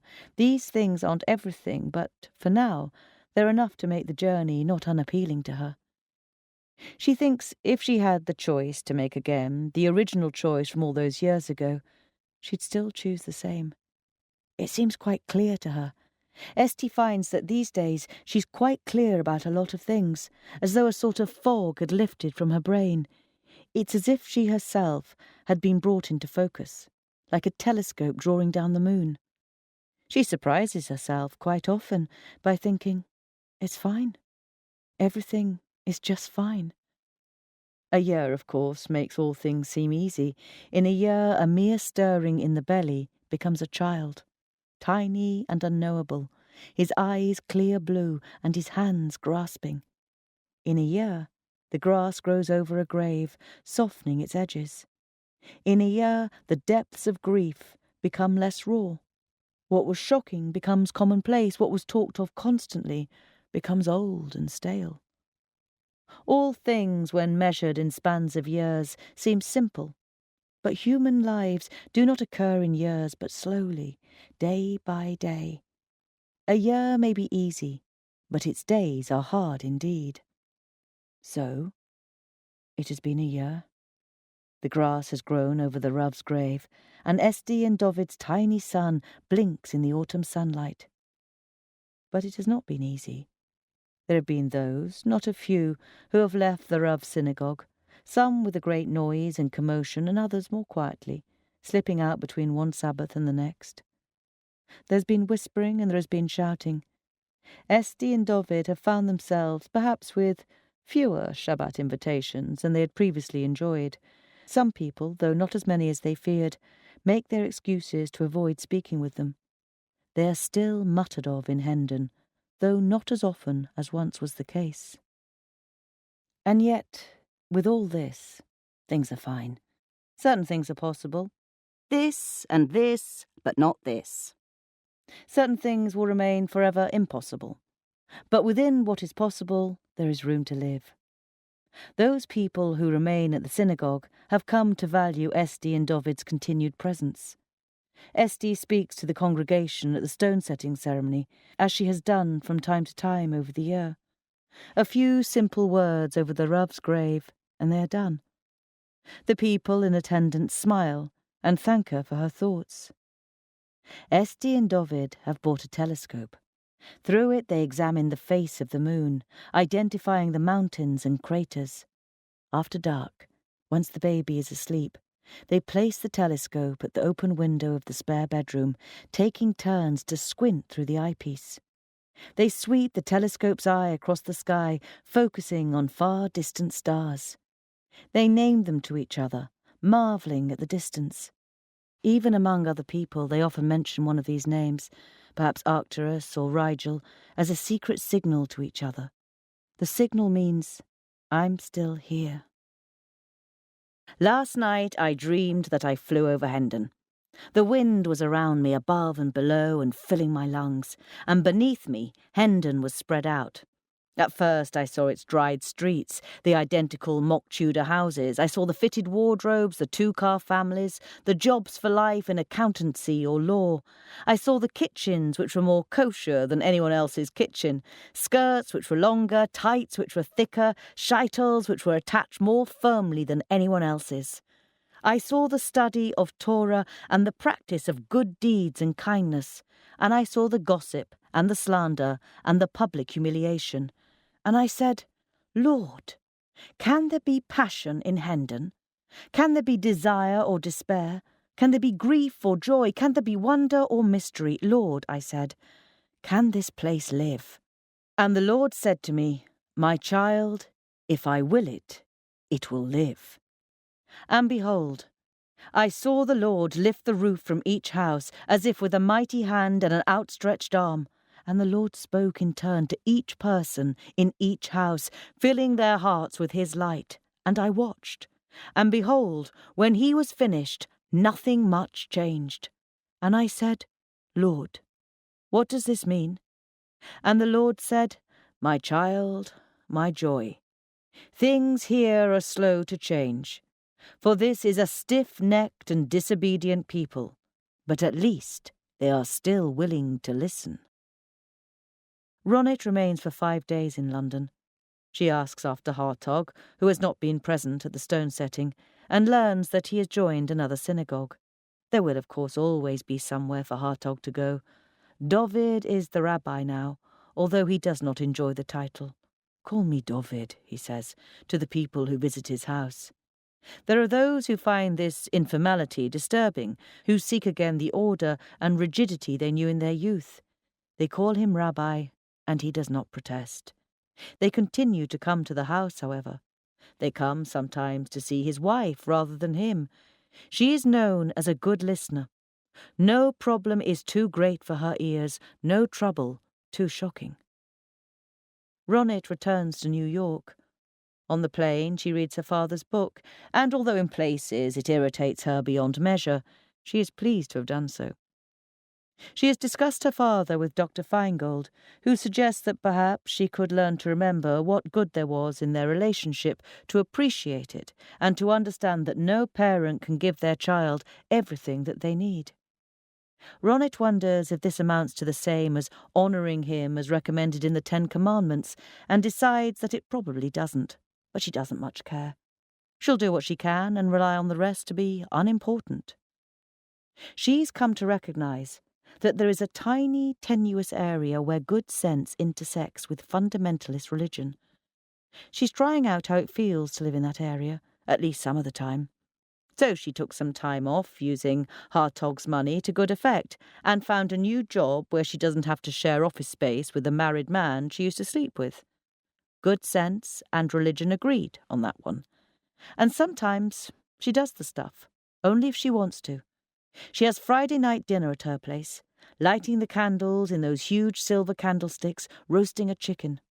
Sometimes she even prays, although she calls it having words with God, and it's not clear that her soul is humbled by it. She takes a vacation in the south of the US and is amazed by the quantity of sky there at her disposal every time she chooses to tip her face upward. She thinks about that, looking up, looking down, about how the sky is always there, wherever you go. You can choose to look at it, or not. But whichever you do, it'll still be there, a thing of beauty and light. She finds this strangely comforting. I've been thinking about 2 states of being gay, being Jewish. They have a lot in common. You don't choose it, that's the first thing. If you are, you are. There's nothing you can do to change it. Some people might deny this, but even if you're only a little bit gay or a little bit Jewish, that's enough for you to identify yourself if you want. The second thing is that both those states, gayness, Jewishness, are invisible, which makes it interesting. Because while you don't have a choice about what you are, you have a choice about what you show. You always have a choice about whether you out yourself. Every time you meet someone new, it's a decision. You always have a choice about whether you practice. Practice, of course, means a lot of different things. Probably something different to everyone. You can practice every day or just once in a while. But if you don't ever practice, you'll never know what it could have meant to you. You'll never know who you might have been. If you don't practice, you'll probably even feel awkward claiming that identity. If it has no function in your life, what's the point of saying it? It's still there, of course, it'll never go away, but if you don't practice, it can never change your life. Honestly, with the world the way it is, it's probably easier not to practice. You'll fit in better, if that's what you want. Me, though, I've never been that interested in fitting in. So I've come to a conclusion. I can't be an Orthodox Jew. I don't have it in me, and I never did. But I can't not be one either. There's something fierce and old and tender about that life that keeps on calling me back, and I suppose it always will.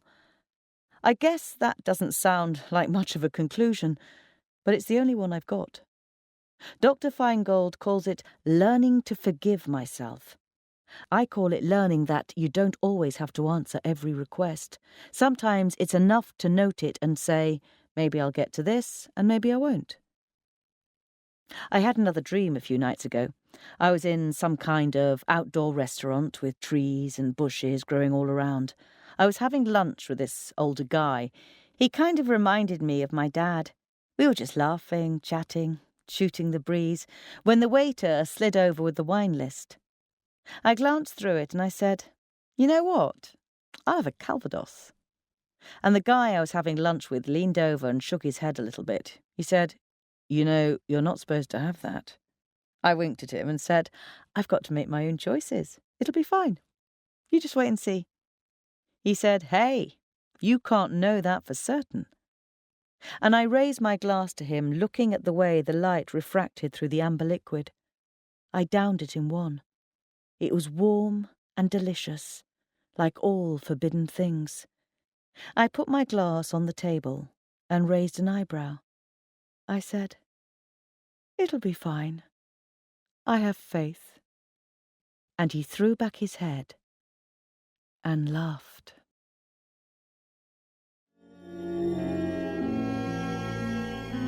Belinda Audio and Audible Studios hope you enjoyed the reading of Disobedience, written by Naomi Alderman and read by Rachel Atkins. Our audiobooks are becoming increasingly popular among travelers, families, and people who are on the go. If you really enjoyed this audiobook, please introduce your friends and family to the experience. We're sure they'll love you for it. If you want to hear more about our fabulous range of audio titles, please visit us online at belinda.com. Thanks for listening, and remember to always take a Belinda audiobook with you.